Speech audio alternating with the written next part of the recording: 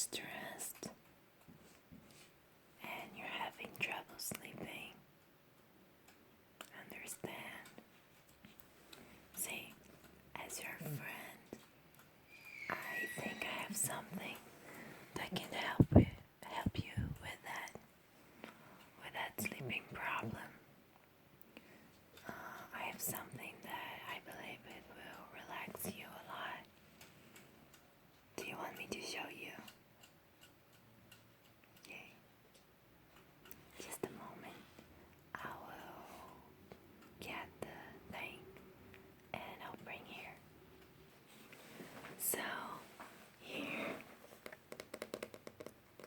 is what I wanted to show you. It's a book. I really like the sounds of this book.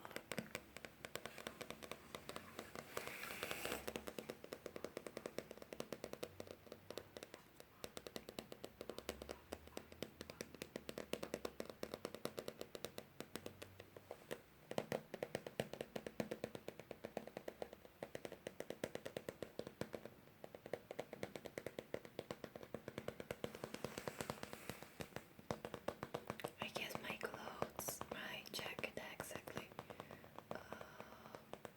I guess my jacket will make some sounds like, I guess you call this crinkling sounds, but I'm not sure.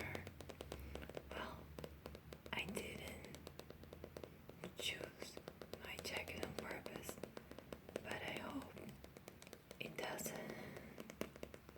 distract you from your relaxation. It's a very small book, in burgundy color, I guess. It's like a dark red. I guess the name is burgundy. And I bought it at the Holocaust Museum in Washington, D.C. almost a year ago, but I study engineering, so I don't have a lot of time to read this book, but I'm getting to the end of it. It's a very nice book to be, I forgot the word, but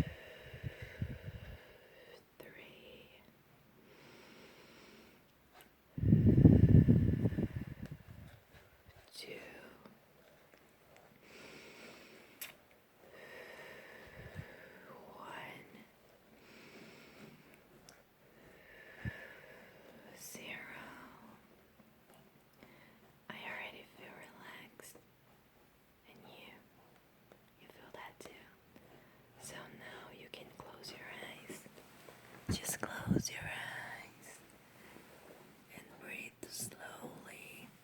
And I'll start reading that for your relaxation, okay?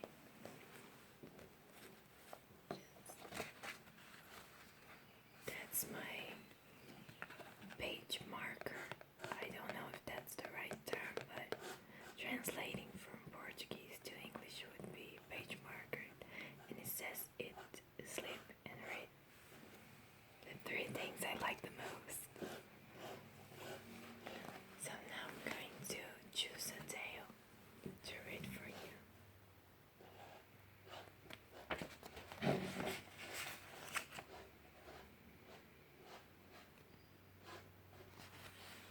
I like this tale a lot, and the name is The Ferry. So, it was written on Friday, May 12th, 1944. And it starts like that. The ferry I'm talking about was no ordinary ferry, like the ones you usually see in fairyland. Oh no, my ferry was quite an exceptional ferry. Exceptional in looks and exceptional in behavior. Just what was it, you're no doubt asking yourself, that made this ferry so exceptional? Well, not because she did a little good here and had a little fun there, but because she had taken it upon herself to bring joy to people in the world. The name of this exceptional fairy was Ellen. Her parents died when she was very young, but they left her with quite a bit of money. So, when Ellen was a little girl, she could do as she wished and buy whatever she wanted. Other children or elves or fairies might have been spoiled rotten by this, but since Ellen had always been so exceptional, she wasn't in the least bit spoiled. As she grew older, she still had quite a lot of money, but all she ever did with it was buy beautiful clothes and eat delicious food. One morning, Ellen woke up, and as she lay in her soft little bed, she thought about what to do with her money. She said,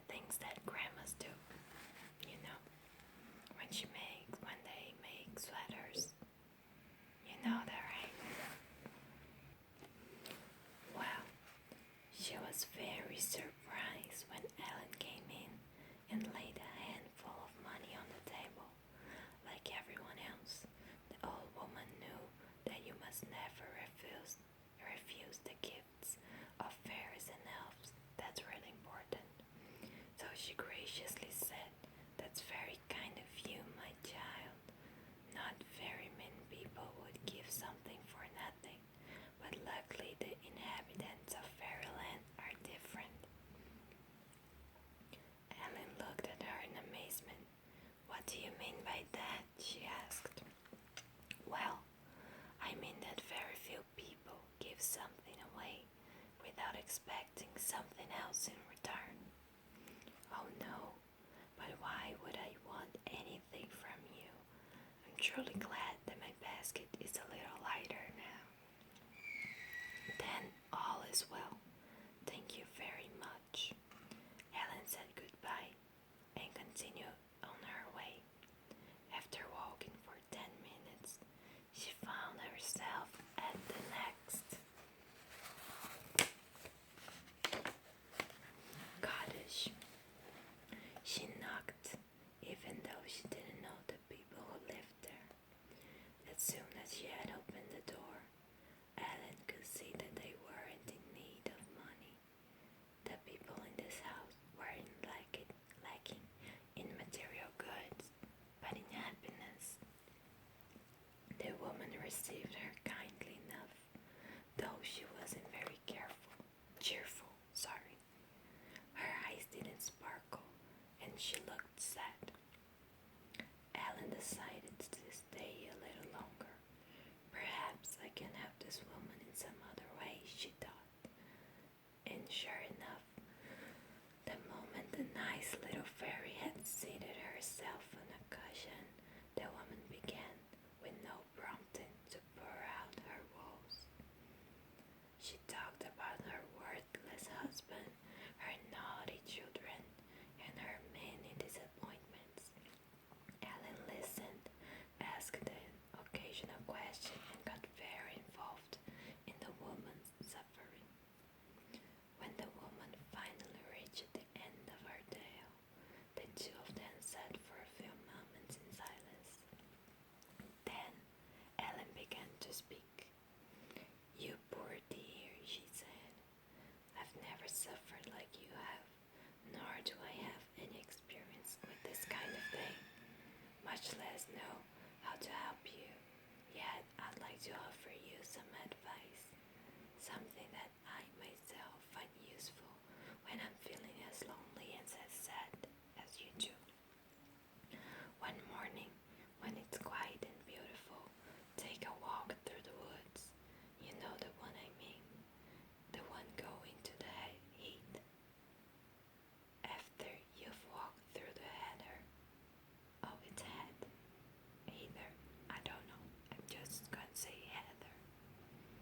For a while, sit down somewhere and do nothing. Just look at the sky and the trees. You'll feel a calm come over you, and suddenly none of your problems will seem so bad that they can't be fixed. Oh no, fairy, I doubt if that remedy of yours is going to help me any more than all the other potions I've tried. Just give it a chance, Ellen urged her. When you're alone with nature, your troubles will seem to melt away. I'm sure they will. You'll become thoughtful and glad and feel as if God hasn't forsaken of you at all. And if it will make you happy, I'll try, the woman replied. Good. Well, I'd better be going. I'll stop by at the same time next week.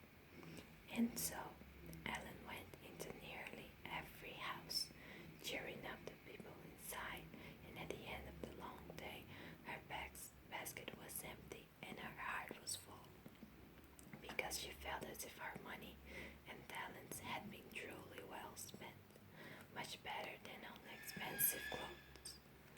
After that day, Ellen often set forth with her basket on her arm, dressed in her flowery yellow dress, with a big bow in her hair, and she went into people's home and made all of them happy. The woman who had enough money and more than enough sorrow had also become much more cheerful, as Ellen knew she would. Her remedy always worked. As a result of all her visits, Ellen had many friends, not just fairies and elves, but ordinary men, women, and children, who told her about their lives, or lives, I guess it's lives. So Ellen got lots of experience, and before long she had a suitable answer for every problem. as for her money, well, her calculations were a bit off because after a year the lion's share was gone. She now had just enough to live on. If you think that made Helen sad or kept her from giving to others, you're wrong. Helen continued to give, not money, but good advice and loving words. Yes, indeed, Helen had learned that even when you're the only one left of a large family, you can still make your life beautiful, and that no matter how poor you are, you can still help others enjoy their inner riches. Ellen died when she was a very old fairy, and never before in the entire world had so many tears been shed. Yet Ellen's spirit was still alive, for she often came back when people were asleep and made sure they had pleasant dreams, so that in their sleep they could still benefit from the advice of the extraordinary Ellen. So I hope you like this tale, and I hope you're relaxed. If you want me to, I can come another day to visit you and to read another tale from man or another story from another book. Would you like that? Yeah. Now, let's breathe again from 5 to 0 and relax, okay? So, 5,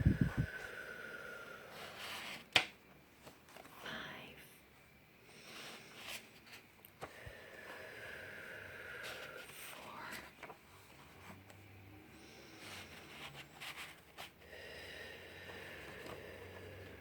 3,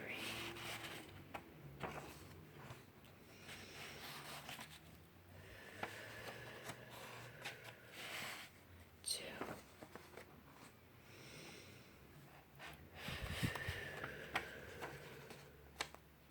1.